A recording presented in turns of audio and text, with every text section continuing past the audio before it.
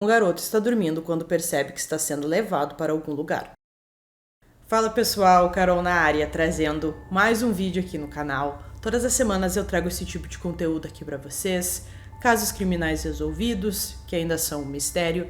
Então se você gosta, já se inscreve aqui no canal, deixa um like, deixa um comentário, não esquece de ativar o sininho de notificações e bora pro vídeo.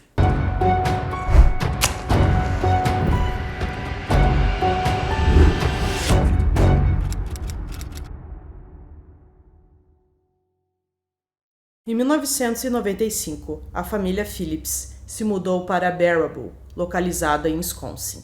Na noite de 29 de julho daquele ano, Ted Phillips, de 13 anos, estava dormindo no sofá com sua irmã.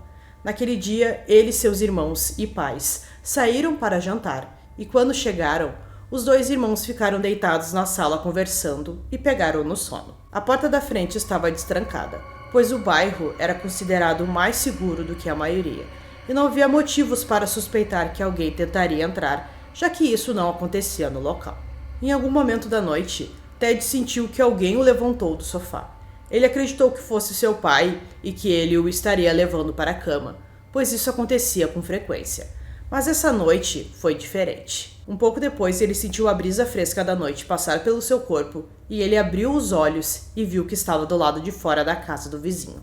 Desorientado ao acordar, Ted percebeu que o jovem que o segurava era muito simpático e perguntou se ele poderia ajudá-lo com algumas coisas. Como Ted ainda estava sonolento e confuso, acabou concordando e entrou na casa do jovem sem pensar muito. Chegando lá, o jovem misterioso se apresentou como Joe e disse que em breve daria uma festa. Ele nomeou outros garotos que Ted conhecia e disse que eles estariam lá em breve. Nesse momento, ele perguntou se Ted queria dar uma olhada em seus modelos de carros de brinquedo lá em cima, em seu quarto. O garoto de 13 anos então o seguiu, sem saber o que estava para acontecer. Uma vez lá em cima com Joe, Ted viu alguns modelos de carro e ele gostou muito do Joe, já que ele estava sendo muito educado naquela noite.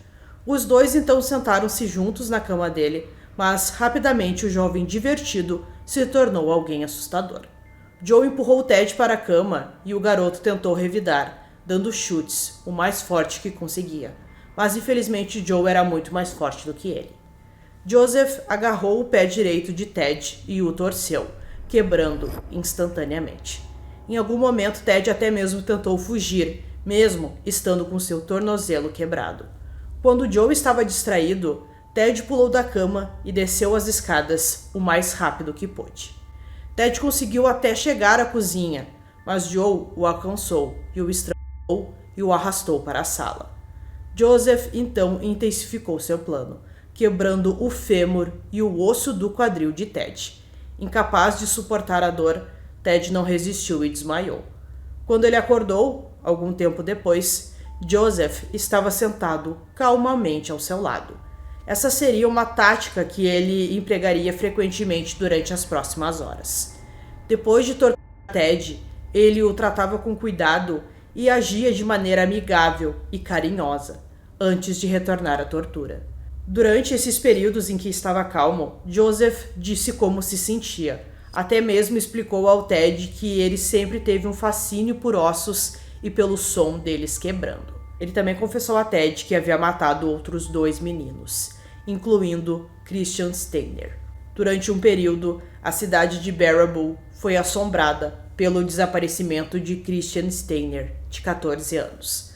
O garoto desapareceu de sua própria casa no dia 4 de julho de 1994. A janela de tela do seu quarto havia sido aberta e o chão do lado de fora estava marcado por pegadas grandes e lamacentas. Mas sem pistas, havia pouco que a polícia pudesse fazer. Poucos dias depois, em 10 de julho, o corpo de Christian foi encontrado flutuando no rio. Com o início da investigação, os pais dele iniciaram sua própria investigação sobre quem havia sequestrado seu filho. Depois de perguntar pela vizinhança, um nome apareceu várias vezes, e era o de Joseph Clark, de 17 anos, conhecido como Valentão da vizinhança. Embora houvesse muita especulação e rumores de que Joseph realmente estava envolvido, não havia nenhuma evidência direta que o ligasse ao crime, e os detetives não conseguiram fazer uma prisão. Voltando para a casa do Joseph, enquanto ele estava com o Ted, quando o Ted ouviu essa história, ele realmente ficou apavorado.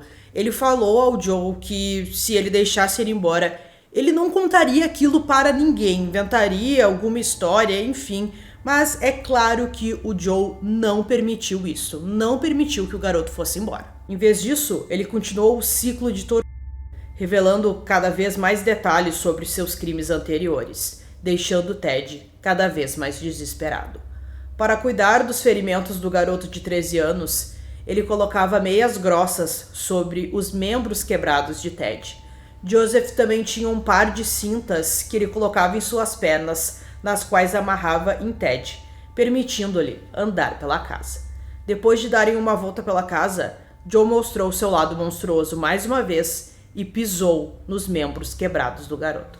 Parecia que, por mais que Joseph tivesse fascínio em quebrar os ossos, ele também tinha fascínio em tentar consertá-los antes de quebrá-los novamente.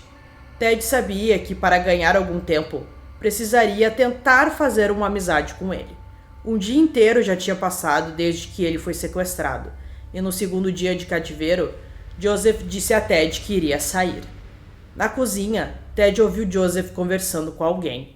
Ele não conseguiu ouvir ninguém respondendo, e concluiu que deveria haver um telefone funcionando em qualquer lugar próximo, que ele pudesse usar quando Joseph estivesse fora da casa. Mas o Joe estava preparado para qualquer tentativa que Ted pudesse fazer e certificou-se de que, antes de sair à noite, a sua sessão de tortura fosse extremamente brutal. Quando tentou ligar o carro, o Joe viu que ele não estava funcionando. Com isso, ele torceu as pernas de Ted até que elas quebrassem. Depois quebrou os joelhos do menino e até pulou em seu peito. Em algum momento, ele também colocou um travesseiro no rosto do garoto. Ao longo das horas seguintes, Ted se recusou a chorar. Ele não deixaria Joe saber o quão assustado ele estava. O mais perturbador disso tudo é que, em alguns momentos, o John agia como se nada estivesse errado. Ele levava Ted até o sofá e os dois assistiam filmes juntos, como amigos. Joe falou sobre sua família, seu carro, como ele morava com seu irmão, que estava na casa no momento em que o Ted também estava sendo mantido em cativeiro. Em seguida, Joe saiu de casa tendo a certeza de que o Ted estava ferido demais para se mover. Mas Ted estava determinado, e apesar da dor insuportável nas pernas, ele escorregou da cama e rastejou até as escadas, onde se atirou antes de conseguir se arrastar para a sala de estar. Quando Ted chegou à porta da cozinha, Joseph entrou na casa, dessa vez acompanhado pela sua namorada. Ted escondeu-se na cozinha enquanto o casal via a TV. Quando Joseph descobriu o que o Ted havia feito, depois que sua namorada foi embora, ele ficou furioso e recorreu a trancar o garoto em um armário. Enquanto tudo isso acontecia, os pais de Ted procuravam desesperadamente por ele pela cidade. Desesperados, eles recorreram às autoridades e um boletim de ocorrência de desaparecimento foi registrado na delegacia. Os policiais iniciaram uma investigação, mas eles não sabiam o que fazer. Não havia nenhuma pista que eles pudessem seguir. Enquanto isso, Ted começou a notar como a dor nas pernas piorava a cada minuto que passava. Percebendo que precisava encontrar uma ajuda urgente, ou senão ele morreria ali mesmo, ele olhou freneticamente em volta das pilhas de lixo ao seu lado, enquanto ele estava no armário. Quando Ted vasculhou as pilhas de lixo, ele encontrou uma velha guitarra elétrica que usou para quebrar o painel da porta do armário. Agora Ted poderia estender a mão e destrancar a porta. O garoto finalmente conseguiu chegar à cozinha. No momento, é claro, o Joe não estava em casa. Ali preso à parede havia um telefone, que parecia ser a sua salvação. O garoto estendeu a mão e conseguiu pegar o telefone. Tentando permanecer forte, ele conseguiu ligar para a emergência. Minutos depois, a polícia chegou à residência. Uma ambulância foi chamada rapidamente depois que a polícia localizou Ted na cozinha.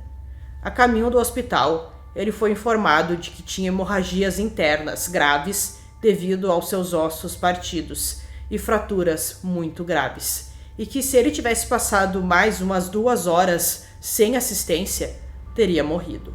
Enquanto estava no hospital, Ted conseguiu dar uma descrição completa do seu sequestrador.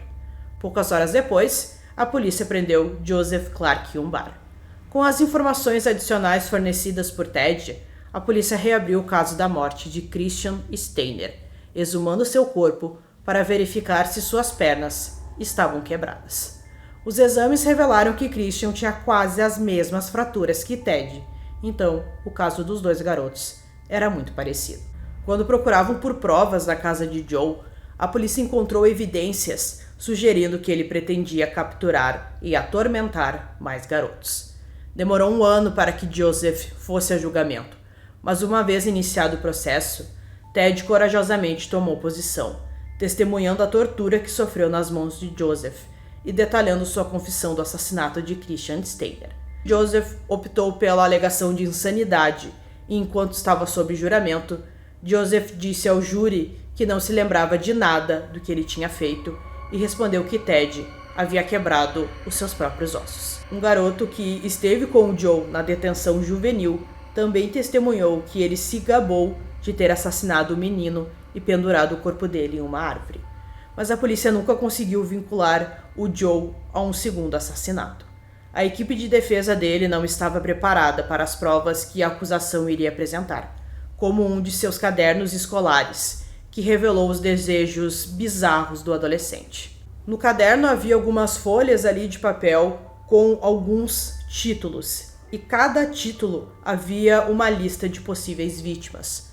Joe foi considerado culpado de tentativa de homicídio e sequestro, mas a promotora não ficou satisfeita. Num julgamento separado pelo assassinato de Christian, Ted foi convidado a testemunhar contra Joe uma segunda vez. Mas pouco antes do julgamento, um dos vizinhos de Joe, um garoto chamado Michael, de 15 anos, foi até a casa de Joe e atirou 2 vezes nas costas dele com um rifle de caça. Michael e Joe eram amigos e Michael estava chateado com o resultado do primeiro julgamento e queria vingança. Milagrosamente, o Joe sobreviveu. Não há muitas informações sobre a prisão ou o julgamento do Michael, mas de acordo com um jornal, em 17 de outubro de 96, ele foi acusado de tentativa de homicídio, mas não foi revelada sua pena. Em outubro de 97, Joe Clark foi considerado culpado dos seguintes crimes relacionados ao sequestro de Ted Phillips: causar grandes danos corporais a uma criança, aliciamento de criança, tentativa de homicídio doloso em primeiro grau, caos e danos mentais a uma criança. Joe se declarou inocente por motivo de insanidade, mas o júri acreditou que ele estava são. Então, ele foi condenado a 100 anos de prisão e mais tarde recebeu uma sentença adicional de 50 anos pelo assassinato de Christian Steiner. Até hoje, o Joe afirma não se lembrar do que fez a Ted Phillips e afirma ser inocente da morte do Christian Steiner. Mais tarde, ele tentou apelar de sua condenação com base na falta de provas, mas o tribunal rejeitou o caso. Cirurgias e cuidados médicos de longo prazo ajudaram Ted a andar novamente. Ele também processou o Joe e venceu. O pagamento total seria de 21 milhões de dólares, mas ele nunca recebeu esse dinheiro. Em abril de 2023, Olga Johnson, uma moradora local, e seu marido criaram o GoFundMe com uma meta de 100 mil dólares para ajudar o Ted. Ela disse: "Ele salvou a comunidade e eu queria agradecer a Ted. Ele trouxe paz à família de Chris Steiner." Ao todo, Ted foi torturado por 43 horas seguidas. Joe Clark ficou conhecido como The Boom Break Killer.